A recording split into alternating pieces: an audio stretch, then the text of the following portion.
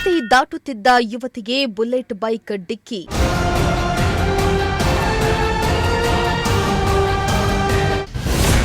ಚಿಕಿತ್ಸೆ ಫಲಕಾರಿಯಾಗದೆ ಆಸ್ಪತ್ರೆಯಲ್ಲಿ ಯುವತಿ ಸಾವು.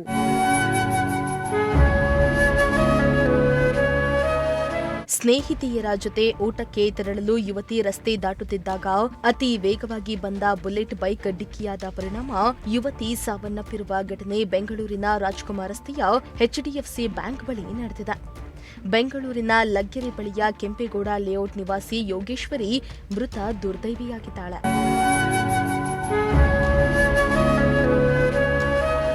ಇನ್ನು ಎಚ್ಡಿಎಫ್ಸಿ ಬ್ಯಾಂಕ್ನ ಸಿಬ್ಬಂದಿಯಾಗಿದ್ದ ಯೋಗೇಶ್ವರಿ ಸ್ನೇಹಿತೆಯರ ಜೊತೆ ನಿನ್ನೆ ಮಧ್ಯಾಹ್ನದ ಊಟಕ್ಕೆ ಹೋಗಲು ರಸ್ತೆ ದಾಟುವ ವೇಳೆ ಬುಲೆಟ್ ಬೈಕ್ ಡಿಕ್ಕಿ ಹೊಡೆದಿದೆ. ಬೈಕ್ ಬರೋದು ನೋಡಿ ರಸ್ತೆ ದಾಟದೆ ಯುವತಿ ಅಲ್ಲಿ ನಿಂತಿದ್ರು.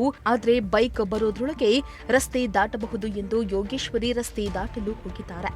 ಈ ವೇಳೆ ಅತಿ ವೇಗವಾಗಿ ಬಂದ ಬೈಕ್ ಸವಾರ ಯುವತಿಗೆ ಡಿಕ್ಕಿ ಹೊಡೆದಿದ್ದಾನೆ.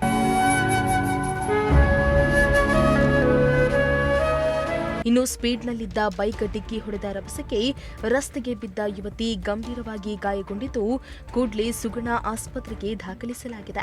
ಆದರೆ ಯುವತಿ ಗಂಭೀರವಾಗಿ ಗಾಯಗೊಂಡ ಪರಿಣಾಮ ಚಿಕಿತ್ಸೆ ಫಲಿಸದೆ ಆಸ್ಪತ್ರೆಯಲ್ಲಿ ಕೊನೆಯುಸಿರೆಳೆದಿದ್ದಾಳೆ. ರಾಜಾಜಿನಗರ ಸಂಚಾರಿ ಪೊಲೀಸರು ಘಟನಾ ಸ್ಥಳಕ್ಕೆ ಭೇಟಿಯನ್ನ ನೀಡಿ ಪರಿಶೀಲನೆಯನ್ನ ನಡೆಸಿದ್ದು ಪ್ರಕರಣವನ್ನ ದಾಖಲಿಸಿಕೊಂಡು ತನಿಖೆಯನ್ನ ಮುಂದುವರೆಸಿದ್ದಾರೆ.